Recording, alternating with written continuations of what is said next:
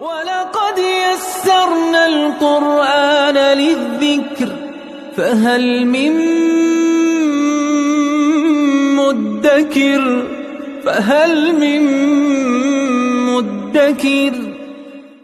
اعوذ باللہ من الشیطان الرجیم بسم اللہ الرحمن الرحیم الحمد للہ رب العالمین وصلی اللہ علی سیدنا و نبینا ابی القاسم المصطفى محمد وعلى آلہ الطیبین الطاہرین المعصومین اما بعد اعوذ باللہ من الشیطان الرجیم بشر المنافقین بأن لهم عذابا علیما صدق اللہ العلی العظیم۔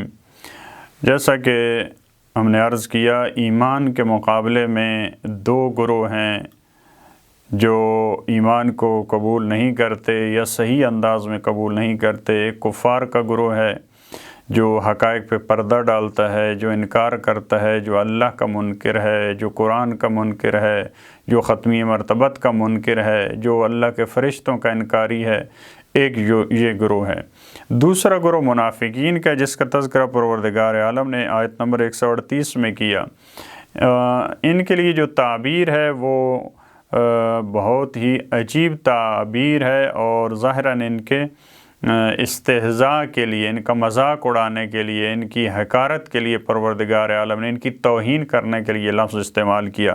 فرمایا بشر المنافقین، منافقین کو بشارت دے دیجئے، بِأَنَّ لَهُمْ عَذَابًا عَلِيمًا، کہ یقیناً ان کے لیے دردناک عذاب ہے۔ بشارت مومنین کو دی جاتی ہے، بشارت اچھی چیز کی ہوتی ہے، بشارت اس چیز کی ہوتی ہے جس کا سن کر انسان کو خوشی محسوس ہوتی ہے۔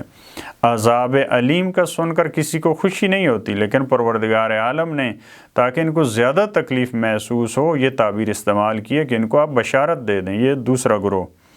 یہ کون سا گروہ ہے؟ الذین یتخذون الکافرین اولیاء من دون المؤمنین ایبتغون عندهم العزہ فَإِنَّ الْعِزَّةَ لِلَّهِ جَمِيعًا۔ یہ کون سا گروہ ہے منافقین کا؟ یہ وہ افراد ہیں جو کافرین کو اپنا اولیاء بناتے ہیں۔ یہ ان کی دوستی کافرین سے ہوتی ہے، من دون المؤمنین، مومنین کے یہ دوست نہیں ہوتے۔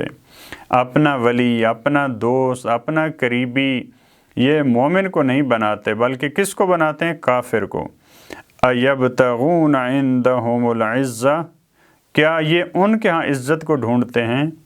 یہ چاہتے ہیں کہ اگر ہماری کفار سے دوستی ہو گئی تو پھر ہمیں کوئی شکست نہیں دے سکتا، پھر ہم غالب ہوں گے، پھر ہم شکست ناپذیر ہو جائیں گے۔ کیا یہ چاہتے ہیں؟ تو یہ سن لیں، فَإِنَّ الْعِزَّةَ لِلَّهِ جَمِيعًا، ساری کی ساری عزت وہ اللہ کے لیے ہے۔ اللہ تھوڑا کافر کو عزت دے گا۔ اللہ کس کو عزت دے گا؟ وہ کافر کو عزت نہیں دے گا، وہ منافق کو عزت نہیں دے گا، اللہ مومن کو عزت دے گا۔ لہذا امیر المومنین اسی چیز پہ فخر محسوس کرتے ہیں۔ یہی ان کے لیے بہت بڑا مقام تھا۔ کفا بی عزن ان اکون لک عبدا، وہ مولا فرماتے ہیں کہ میری عزت کے لیے یہی کافی ہے کہ میں خدایا تیرا بندہ ہوں۔ لہذا ساری کی ساری عزت خدا کے پاس ہے، اور جو خدا کی بندگی میں آگے بڑھتا ہے اتنی اس میں عزت آتی جاتی ہے۔ کفار اللہ کے نزدیک وہ بے عزت ہیں، منافقین وہ بے عزت ہیں، ان کے پاس عزت نہیں ہے۔ وَقَدْ نَزَّلَ عَلَيْكُمْ فِي الْكِتَابِ أَنْ إِذَا سَمِعْتُمْ آيَاتِ اللَّهِ يُكْفَرُ بِهَا وَيُسْتَهْزَأُ بِهَا فَلَا تَقْعُدُوا مَعَهُمْ حَتَّى يَخُوضُوا فِي حَدِيثٍ غَيْرِهِ، اور یقیناً اللہ نے تم پر جو کتاب نازل کیا اس میں پروردگار نے یہ نازل کیا ہے، یہ بتا دیا ہے۔ کیا بتایا ہے پروردگار عالم نے؟ کون سا حکم نازل کیا ہے؟ ان اذا سمعتم آیات اللہ یکفر بہا، کہ جب آپ سنتے ہیں، آپ کسی ایسی محفل میں ہیں جہاں پہ اللہ کی آیات کا انکار کیا جا رہا ہے، آپ کسی ایسی محفل میں ہیں، کسی ایسی مجلس میں ہیں، کسی ایسے مجمع میں ہیں، وَيُسْتَهْزَأُ بِهَا، اللہ کی آیات کا وہاں پہ مذاق اڑایا جا رہا ہے۔ آپ کی ذمہ داری کیا ہے؟ وہاں پہ آپ وہاں بیٹھے رہیں، آپ سنتے رہیں۔ فَلَا تَقْعُدُوا مَعَهُمْ، آپ کی ذمہ داری یہ ہے کہ آپ ان کے ساتھ نہ بیٹھیں، آپ اس محفل کو ترک کر دیں۔ یہ دوسری آیات میں پروردگار عالم نے جو اس سورہ سے پہلے نازل ہو چکی ہیں وہاں بھی پروردگار نے یہ بیان فرمایا کہ جب ایسی محفل ہو وہاں سے آپ اٹھ جائیں۔ ہاں جب موضوع چینج ہو جائے تو آپ پھر واپس آ جائیں یا وہاں پہ آپ جا سکتے ہیں۔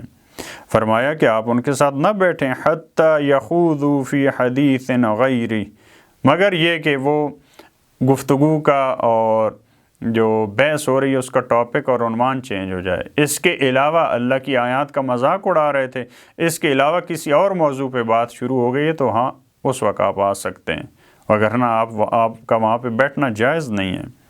انکم اذا مثلہم، اگر آپ بیٹھے رہے تو یقیناً آپ انہی جیسے ہیں، پھر آپ میں اور ان میں کوئی فرق نہیں ہے۔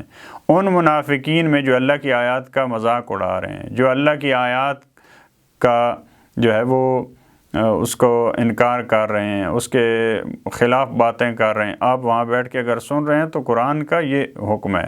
قرآن کہہ رہا ہے کہ وہ اور آپ پھر مساوی ہیں۔ ایسا نہیں آپ کہیں کہ وہ تو منافق ہیں میں تو مومن ہوں، وہ تو ضعیف الایمان۔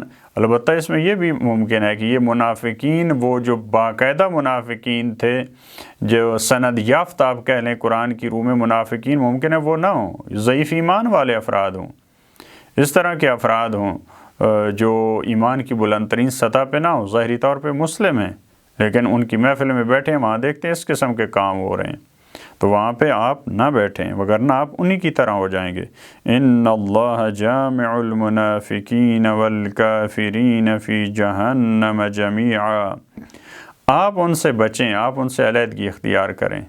مومنین کے مقابل میں جو دو گروہ ہیں، کون سے دو گروہ تھے؟ وہ کفار کا اور منافقین کا۔ یقیناً اللہ جمع کرنے والا ہے منافقین کو اور کافرین کو جہنم میں۔ جتنے کافر ہیں سب کے سب کو، جمیعہ تاکید ہے، جتنے کافر ہیں جتنے منافق ہیں پروردگار عالم سب کے سب کو جہنم میں لے کے جائے گا، مگر ممکن ہے ایسا کافر ہو جس نے توبہ کر لی ہو، ایسا منافق ہے جس نے توبہ کی، اس کی توبہ قبول ہو گئی تو وہ الگ، وہ تو پھر مومن ہو جائے گا۔ لیکن جو کافر رہا اسی حالت میں دنیا سے گیا، جو منافق رہا اسی حالت میں دنیا سے گیا، پروردگار عالم ان کو جہنم میں جمع کرے گا۔ تو آپ جب ان کے ساتھ، یعنی پروردگار سمجھانا چاہ رہا ہے مومنین، اگر آپ ان کے ساتھ بیٹھیں گے، جو یہ اس سے پہلے والے حصے میں بیان فرمایا انکم اذا مثلہم، یعنی اگر آپ ان کی طرح ہو جائیں گے تو دیکھ لیں آپ ان کا انجام کیا ہے، پھر تمہارا انجام بھی وہی ہوگا، آپ بھی پھر اسی طرح سے جہنم میں جائیں گے۔